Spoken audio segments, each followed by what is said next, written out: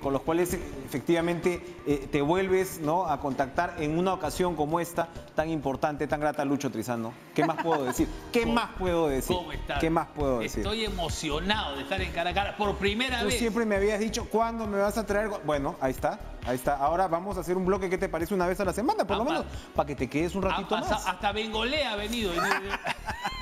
Y yo qué escándalo, no, qué escándalo. De verdad, qué escándalo. En esta ocasión, como decía, tan importante, Lucho, la primera fecha de las eliminatorias, 2-2 en Asunción, ya nos has ido comentando, pero ¿cómo has visto al Perú y sobre todo hacia el futuro? Que la próxima fecha será aquí contra Brasil, ¿no? A ver, voy a ser bien breve. En primer lugar, me parece que Gareca acierta al poner a los jugadores que puso, más allá que Trauco probablemente haya estado fuera de distancia por la falta de continuidad, porque ha jugado muy poco, pero una selección que no tiene entrenamiento prácticamente por todo lo que vivimos, que no pudo juntarse antes, con jugadores que no tienen alternativa de poder ser observados por el técnico si quieres armar un equipo diferente, tenía que jugar con aquellos que conoces, con aquellos con los cuales ya habías logrado algo. Y que podías ensamblarlos rápido y que pudieran responder. Que te conocen y además entre ellos juntos se entienden perfectamente. Más allá, reitero, de que no hayan tenido continuidad. Algunos de ellos, caso Cueva y Trauco, para mí los más bajos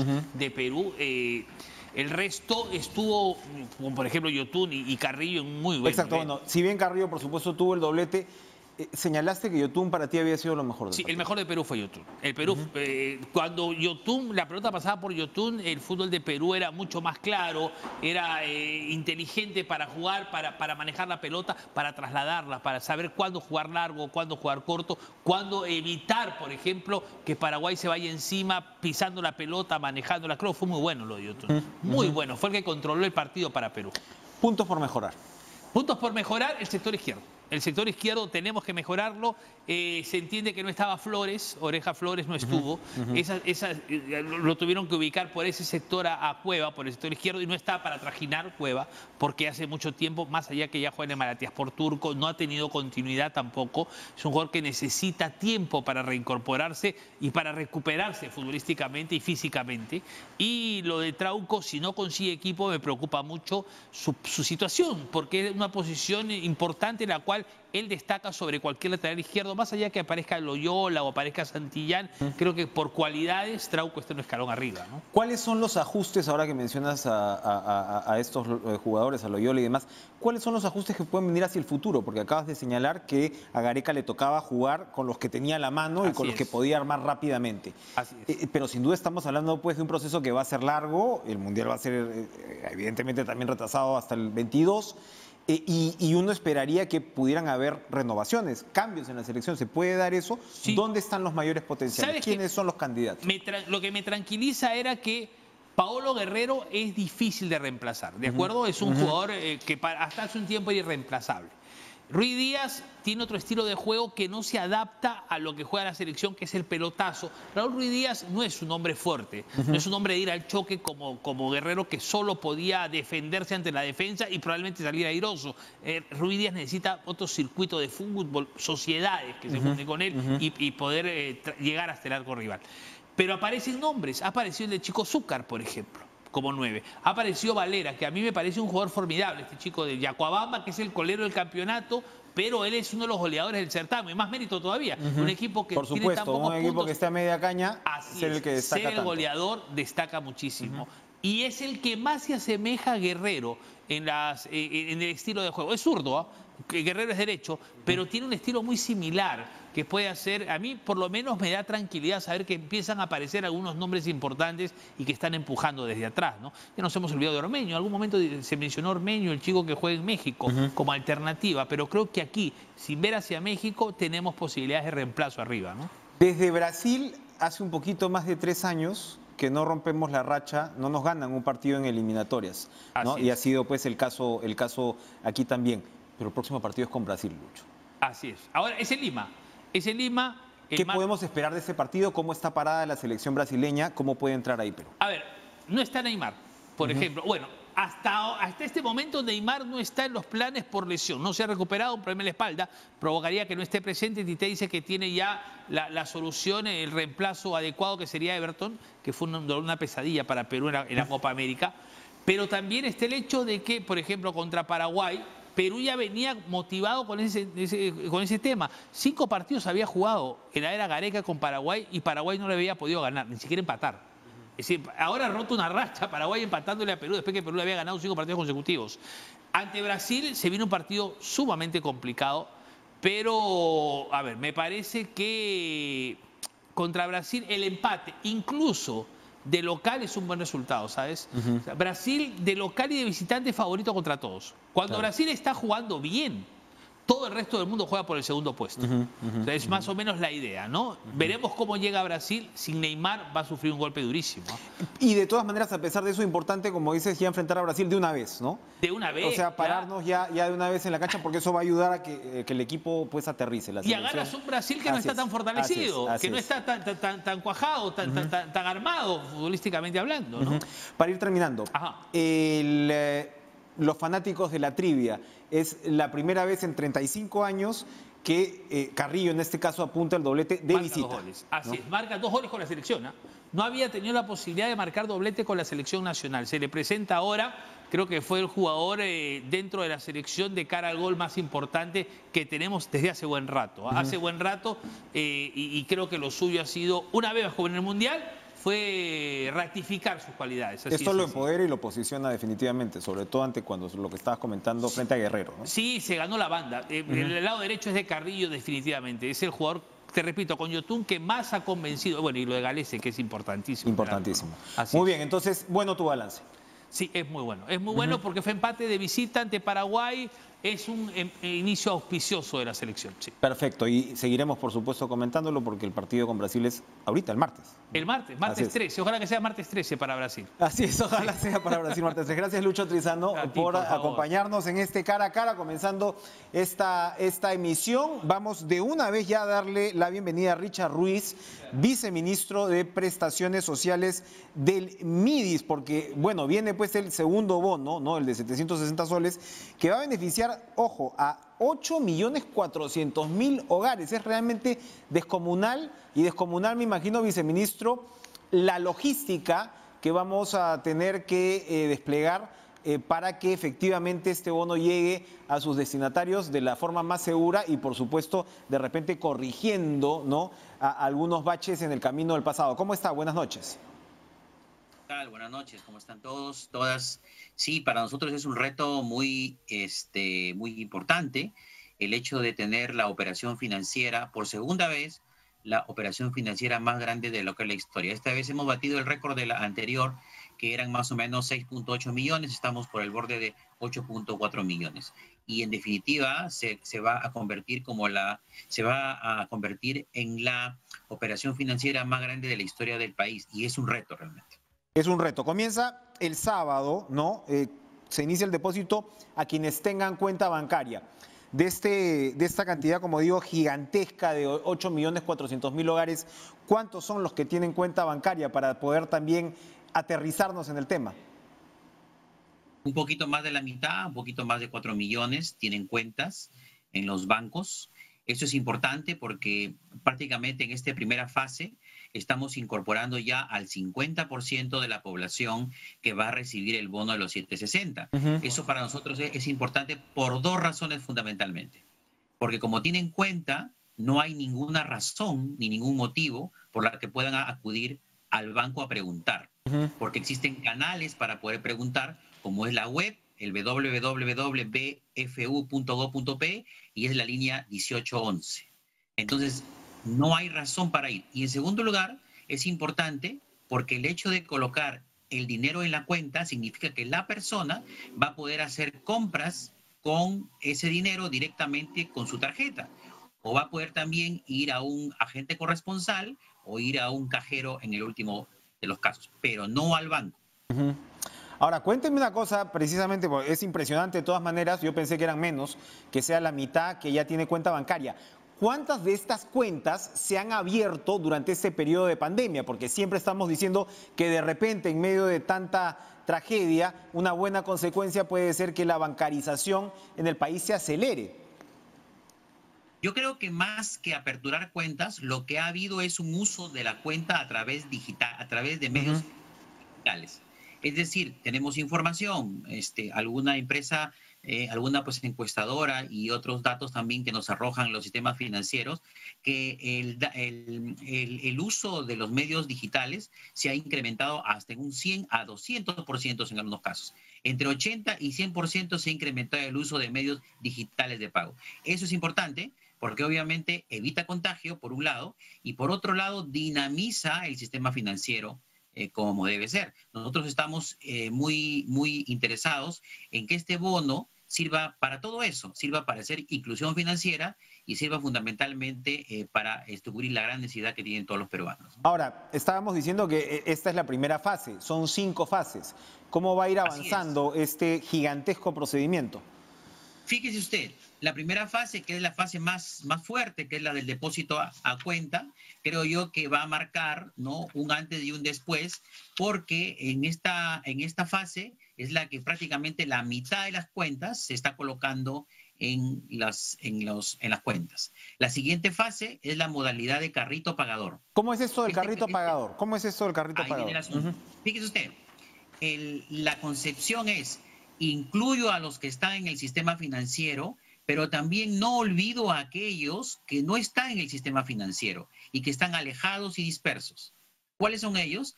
La población que vive alejada del país, sin conectividad, sin capilaridad de bancos y sin posibilidad de hacer el cobro. Entonces, para ellos se ha implementado esto que ya viene trabajándose en los programas sociales hace un buen tiempo atrás, que son los carritos pagadores, o llamados también ETBs, ¿no? Que es que una movilidad, porque no solamente son carritos, a veces son lanchas, a veces son helicópteros, a veces son avionetas, que van hacia las zonas más alejadas, a más de 100 puntos en todo el país, a hacer el pago a las comunidades más cercanas. Ahora, bueno, hacen el pago y se tienen que acercar los beneficiarios con su DNI.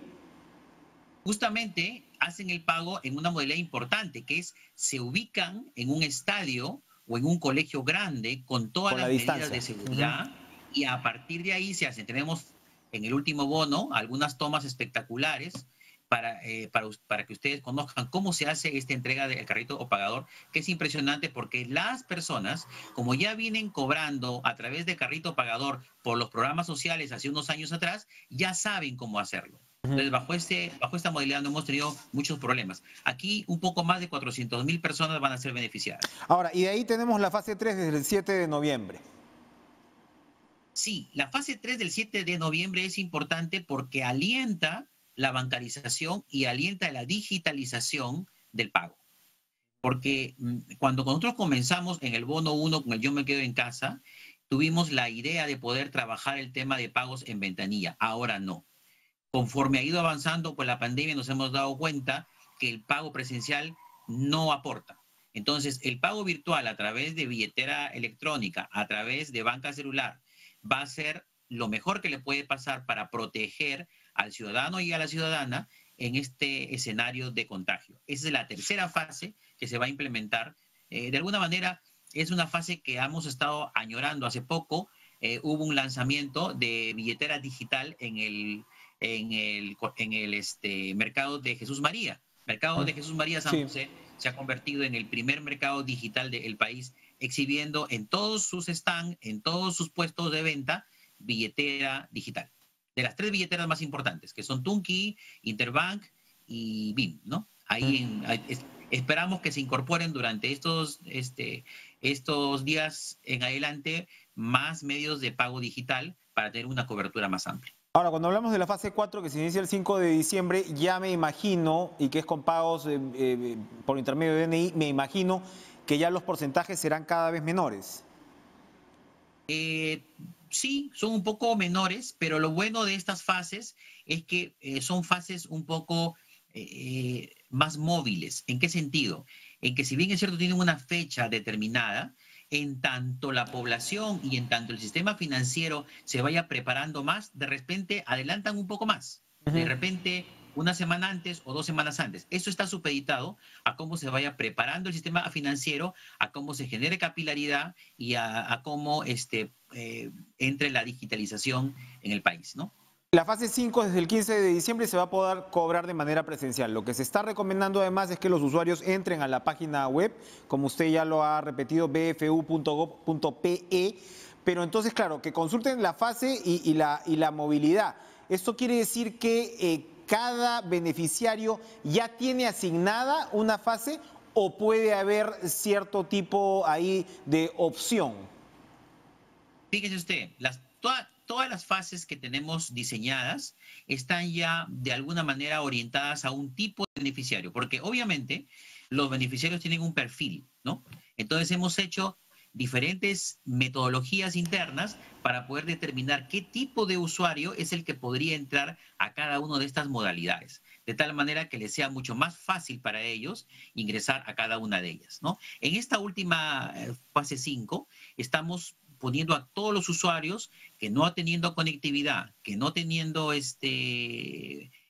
posibilidad de tener un celular, que no teniendo un lugar alejado en donde viva, obviamente van a poder recibir de manera presencial, pero como último paso, el tema de la movilidad. Y lo más importante es que estos usuarios van a poder los días anteriores, las semanas anteriores, incorporarse a la digitalización también. Queremos que la mayoría de usuarios no entre a esta quinta fase, que claro, creemos que va a ser la mínima posible para evitar contagios. Digamos, claro, son ya el porcentaje de usuarios o de beneficiarios que quedan de alguna manera son los que entrarían, ¿no? Y la idea es poder cubrir a todo lo posible en las 4 fases previas, que incluye, por supuesto, el sector rural, ¿no? Estamos hablando, por ejemplo, el tema del carrito, en algunos casos también llega a sectores rurales, ¿no? Claro, y bueno. Entonces, recordarle, ¿no?, a la población, estamos hablando de realmente 8.4 millones de hogares. Si estamos hablando de 8.4 millones de hogares, estamos hablando de cuánta gente en total, cuántos beneficiarios. Estamos más... Un poco más de 21 millones de personas. Es la mayoría de peruanos entonces que se van a ver beneficiados. El 80% casi de todos los peruanos, ¿no? Bueno. Poco menos, poco más. Impresionante la cantidad. Gracias, viceministro de Prestaciones Sociales del MIDIS, Richard Ruiz, por acompañarnos esta noche. Muchas gracias. ¿Me permite un segundo nada más? Sí, rápidamente, por favor, sí. Y instar a la población a que no vaya a los bancos, que la plata va a estar en sus cuentas y que van a poder hacer uso de este dinero en sus cuentas a través de pagos, pero a través de la agente corresponsal, a través del cajero electrónico, pero no en los bancos, por favor. Ok, queda entonces muy clara la recomendación. Vamos a ir a una pausa, ahora sí, vamos a ir a una pausa, pero regresamos con el ámbito político, que siguen pues los jales en los partidos, los anuncios, las precandidaturas. Ya vamos a entrar dentro de poco a las elecciones internas y un jale interesante ha sido el de Flor Pablo, ex ministra de Educación, que viene pues a sumarse a las filas del Partido Morado. Vamos a conversar con ella después de esta pausa.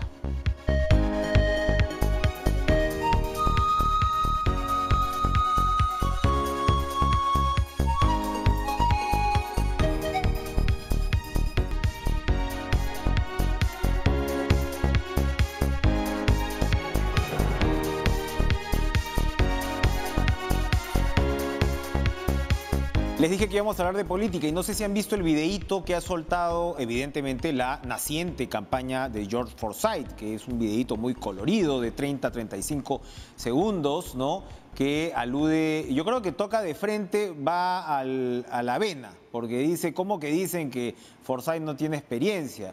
No, claro, sí, no tiene experiencia para robar ni para mentir, en fin, en ese plan, ¿no? Y como que no ha hecho nada, no ha sido futbolista profesional, emprendedor, el Ken de la Victoria, dice el video, ¿no? Concejal y un buen alcalde.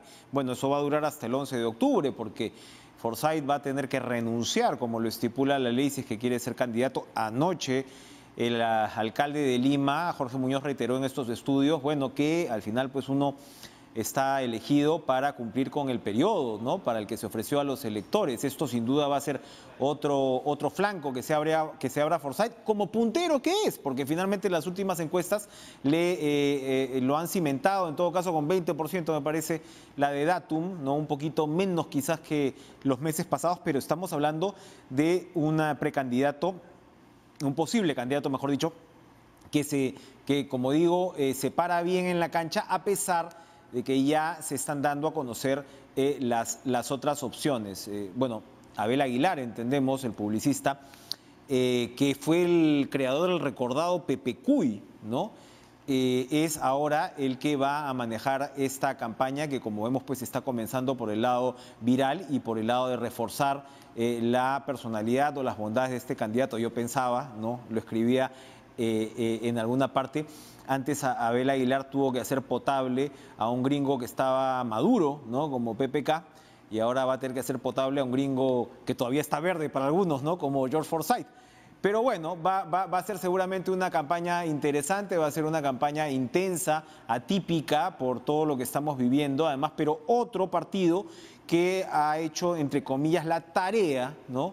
Porque esto no es un vientre de alquiler, porque es un partido que está sumando pues sus fichas propias, es el Partido Morado. Julio Guzmán acaba de declarar al diario Perú 21 que a él no le interesan las encuestas, él aparece con 3% en esta encuesta de Datum, y que a él lo que le interesa pues es sumar, ¿no?, a militantes pues destacados y demás. Y entre ellos pues han estado Gloria Montenegro y Flor Pablo, dos exministras de este régimen que se sumaron hace algunos días. Recordemos que Montenegro puede ser una figura destacada de Alianza para el Progreso, pero ha dicho que ya no puede seguir en un partido que se dice democrático y que vota por causas antidemocráticas. Así que bueno, eso le debe haber dolido a César Acuña, porque de todas maneras Gloria Montenegro pues era una, como digo, pues una ficha que no se callaba nada y era bastante articulada. En el caso de Flor Pablo, es por supuesto con quien vamos a hablar, ¿no? Vamos a hablar más adelante con Flor Pablo, pero ahora vamos a conversar con Francisco Díez-Canseco, presidente de Perú Nación, por supuesto que también se plantea como un precandidato para esta campaña electoral. Por supuesto, conocemos de muchos años atrás, el Perú lo conoce de muchos años atrás, a Francisco Díez-Canseco, y queremos preguntarle en esta naciente campaña. Francisco, ¿cómo está usted? Gracias por estar con nosotros en Cara a Cara en esta naciente campaña. ¿Qué es lo que representa la opción de Perú Nación? Buenas noches. Buenas noches, Enrique. Muy grato conversar con usted de nuevo. Siempre lo sigo en televisión con sus preguntas inteligentes. Muchas gracias. Perú Nación es un partido institucional. Nosotros hemos formado el partido justamente porque estamos indignados de ver lo que pasa en el Perú. No ahora, desde hace muchos años, como a usted le consta, la mayor parte de los partidos políticos se han convertido en vientres de alquiler, en maquinarias electorales al servicio de los intereses de cúpulas partidarias o de candidatos permanentes. Lo que queremos nosotros es un partido al servicio del pueblo, un partido con democracia interna real y efectiva, un partido que piense en la juventud, en el futuro y que, por supuesto, traiga soluciones concretas a los graves problemas del país. Y, por supuesto, un partido de gente muy honesta que no se sirva del electorado, sino que sirva al electorado y a la ciudadanía en general. Ahora va a ser fundamental, yo creo, señor Díez-Canseco, más allá de las precandidaturas y candidaturas, va a ser más importante que nunca, en realidad, poder dar una visión de coherencia, de equipo, de visión de país, ¿no? Esto ya no está para quienes juegan solos, ¿no? Pensando pues en el buen resultado de la selección peruana, un ensamblaje, ¿no?, que realmente tiene que ir hacia adelante, porque además lo estamos viendo con la relación entre el Ejecutivo y el Congreso y lo que ha significado los últimos congresos, lamentablemente, en términos pues de individualidades que ya sabemos dónde terminan. ¿Puede mencionarme usted a sus principales colaboradores? Y claro, yo estoy de acuerdo con usted, como en el caso de la selección nacional, necesitamos un buen equipo y un buen director técnico. Bueno, yo no me quiero autocalificar, en todo caso trataré en la medida de lo posible de ser el buen director técnico de esta selección. El jefe de plan de gobierno es el ingeniero Mario Cedrón, que es un muy acreditado catedrático universitario experto en minería. Lo acompaña en plan de gobierno y en calidad de secretario general colegiado el almirante Carlos Lima, que es un experto en gestión pública. También es secretario general colegiado el economista Carlos Manuel Ponce, que es un experto sobre todo en temas de financiación agraria, que es algo tan delicado en este momento y tan absolutamente necesario. Tenemos dentro del equipo de plan de gobierno a personas como de la talla de Manuel Escorza, Jimena Cervantes, que es una joven politóloga experta también en gestión pública. En fin, es una gama. En plan de gobierno hay 25 personas trabajando Y a nivel nacional hemos logrado ya completar nuestros cuadros de manera tal que tenemos comités en todas las regiones del Perú. Hemos hecho acuerdos con movimientos importantes como el Pachacútec del Cusco, como Gran Perú, de donde viene gente del sector agrario de la Compián Perú, que yo he representado en su momento en algunos problemas que hubo a nivel del Estado. Tenemos al grupo muy importante de Liberación Democrática de Arequipa, tenemos a Mi Loreto en la región Loreto, que ocupa las alcaldías de la provincia del Alto Amazonas, y bueno, nos hemos extendido a lo largo y a lo ancho del Perú con personas que en general no han hecho política, que ahora quieren entrar a la política, pero en el buen sentido, en el mejor sentido de la palabra, no en el sentido que peyorativamente se le está dando hoy día en el Perú. Por favor, con sentido de síntesis, díganos 2 o 3 propuestas centrales que usted va a poner sobre la mesa de la campaña. Bueno, varias cosas. Hay mucho por presentar, pero centralmente nosotros hablamos de una revolución pacífica que tiene 3 pilares. Lucha contra la corrupción, que significa crear un organismo de control externo del Poder Judicial, la Fiscalía y luego de los otros organismos del Estado para sacar a los corruptos de la administración pública. No se puede hacer una reforma en contra de la corrupción que sea ejecutada por los propios corruptos, como ya está demostrado hasta la saciedad. En segundo lugar, hablamos de pagar la deuda social. Esto involucra, por supuesto, salud, educación, seguridad y justicia. Aquí sería largo extenderse, pero para abreviar, por ejemplo, es indispensable incrementar el presupuesto del Sistema Integral de Salud, que sigue siendo muy reducido para las enormes necesidades que tiene nuestro país. Cubrir la brecha de 100.000 millones de soles en infraestructura que tiene el Estado peruano, donde hay niños que caminan 10 kilómetros para llegar a una escuela que no tiene ni agua ni desagüe, en un 50% de las mismas. Trabajar la seguridad ciudadana incrementando y potenciando las rondas vecinales. Y, por supuesto, limpiar el Poder Judicial, que tiene un porcentaje de personas honestas y justas y también un porcentaje elevado de corruptos que tienen que ser eliminados del Poder Judicial. Finalmente, creemos en la economía social de mercado. Vamos a promover una economía libre.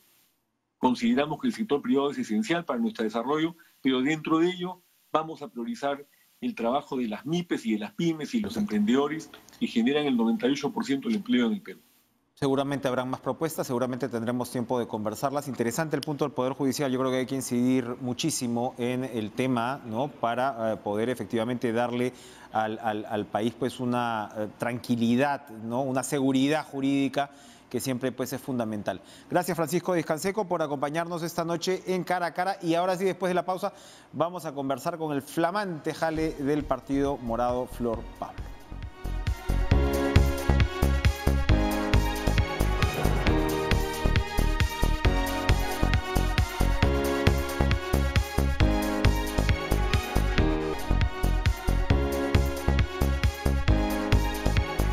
Bueno, el Congreso acaba de aprobar, ¿no?, este dictamen que promueve el reingreso a la carrera pública de docentes nombrados interinamente durante la vigencia de la ley 24029, ¿no?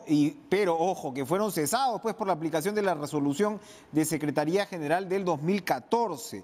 Según Flor Pablo, en Twitter, resume ella, el Congreso acaba de votar por la incorporación de 14.000 docentes interinos que quedaron fuera de la carrera magisterial del 2014 por no tener título, desaprobar o no dar la prueba. Es decir, o quienes no quisieron ingresar o quienes no pudieron, los malos. Esta decisión contradice pues el principio meritocrático de la ley de reforma magisterial. Y tenemos a la autora del tuit aquí mismo, Flor Pablo. Buenas noches, gracias por estar con nosotros. Bueno, su opinión es clara, pero ¿cuál es el efecto que esto puede tener? 14.000 es un número bastante elevado. Buenas noches. Buenas noches, Enrique. Realmente, bueno, este Congreso, en su mayoría, uno no sabe qué esperar. Mientras todo el Perú veía el partido de fútbol, acá están aprobando un proyecto de ley que va en contra de una reforma. Creo que eso hay que decirlo muy claro, ¿no? Así como se defiende la reforma universitaria, hay que defender la reforma docente. Una reforma que ha permitido que los maestros tengan una carrera meritocrática, que los maestros puedan acceder a cargos por concurso, se preparen, y lamentablemente estos maestros que en su momento no tuvieron los títulos o no se presentaron, son 14.000 al final, muchos de ellos han estado haciendo una serie de procesos y el Tribunal Constitucional le ha dado la razón ya al Ministerio de Educación señalando que esta medida es correcta. Entonces, yo no sé cómo el Congreso no solamente aprueba una ley populista, sino que va en contra, que es ilegal, ¿no? Porque el Tribunal Constitucional ya dio su fallo. En realidad es un engaño también a estos maestros. Por eso yo ponía en mi tuit que hay que ver alternativas, ¿no? Yo creo que los maestros tienen todo el derecho y hay que darles las oportunidades de trabajar, de ejercer la docencia. Hay que pensar alternativas como un examen especial, una preparación, pero no así, ¿no? Yo creo que es una falta de respeto a los miles de maestros, a los más de 300.000 maestros que existen y que están preparándose, creen en la carrera, y creo que es una carrera que además está dando frutos, lentamente todavía, pero vemos cómo vamos avanzando. Nuestra realidad educativa no es la misma del año 2000. Estamos avanzando y gracias a una importante ley como ha sido y es la ley de reforma magisterial, y de verdad este es un forado tremendo que le harían, y sé que están además viendo otros proyectos de ley de reincorporación igual. Este ha sido un reclamo antiguo, lo hemos visto durante varias gestiones, en mi gestión también. El Consejo Nacional de Educación también se pronunció señalando que era ilegal, que no correspondía, pero bueno, parece que al Congreso, a nuestro Congreso, lo que no le importa la legalidad, ¿no? Lo que le importa es, en general, dar medidas populistas, ¿no? Yo lamento mucho esta situación, realmente me siento indignada por este hecho, y bueno, y también con la presentación que me hacía, reconocer que quien ha votado todos, mayoritariamente, todos, la bancada completa a favor de sacar este proyecto de ley, es decir, a favor de la ley de reforma, en contra de este proyecto de ley ha sido la bancada morada, ¿no? Ratifica mi decisión de ser parte de este partido realmente, porque los otros dejan mucho que desear en este momento. Realmente indignadísima ante este hecho. No, y claro, así como ayer se conjuró un poquito, o sea, aguantó el tema famoso de prolongar la licencia de las combis, porque ya tienes una ATU que debería ser la cabeza de una reforma, ¿no? Aquí ese sentido común no llegó a primar. Entonces, el Congreso termina siendo no tipo ventanilla, tipo amparo, cuando habían los amparos, ¿no?, de reposición de un grupo de profesionales, pero esto lo hacen vía ley y nada menos que 14.000, efectivamente. ¿Qué cosa trae Flor Pablo a el Partido Morado? Bueno, creo que la votación de hoy día en contra de este proyecto de ley que va en contra de una reforma expresa el motivo de mi decisión. No creo que es un partido serio, un partido con organización, un partido que comparto los principios, que compartimos una visión programática en general para el desarrollo del país y específicamente en educación, ¿no? Creo que son tiempos en los que hay que tomar posición, hay que tomar posición no pensando en medidas populistas, sino en medidas de mediano, largo plazo que le permitan a nuestro país avanzar de manera sostenida, ¿no? Y hay que fortalecer la democracia, y una forma de fortalecerla inevitable es fortalecer los partidos políticos. Vemos lo que está pasando. Esta votación expresa esa gran debilidad. Realmente una pena lo que ha sucedido hoy día, lo que también iba a suceder el día de ayer, que en realidad ahí hubo mejor suerte para el transporte. No hemos tenido lo mismo hoy día para la ley de reforma magisterial, pero yo espero que el Ministerio de Educación haga la apelación respectiva y en realidad encuentre una solución, una salida para esta situación de miles de maestros que, como bien lo he señalado, también necesitan trabajar, pero esta no es la forma, ¿no? Y mi incorporación al Partido Morado pues tiene que ver con eso, que creo que necesitamos sostener, defender las reformas que ya hemos avanzado, pero también necesitamos cambios en el sistema educativo, ¿no? Las cosas no pueden venir... no podemos esperar tantos años para ver nuestra educación en una mejor situación. ¿Cómo acelerar esos cambios?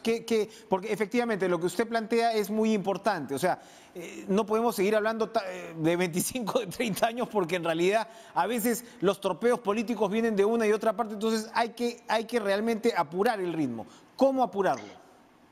En educación definitivamente necesitamos una mirada de mediano y largo plazo. Las cosas no ocurren de un día para el otro, pero no van a ocurrir pues si estamos en un periodo de gobierno teniendo 6 ministros. No va a ocurrir si tenemos un Congreso que hace este tipo de cosas. Entonces necesitamos llegar al Ejecutivo con una bancada sólida y avanzar en las reformas. ¿Qué tipo de reformas necesitamos? Por un lado, la reingeniería del sector.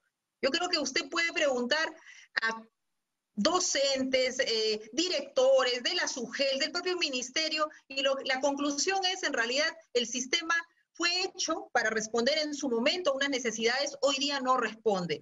¿Y a qué me refiero? Por ejemplo, tenemos un ministerio que tiene una cantidad de direcciones, tenemos direcciones regionales, UGELs, que su diseño organizacional, su forma de organización no responde a las necesidades. Por ejemplo, en educación no podemos ir pues solo de manera sectorial.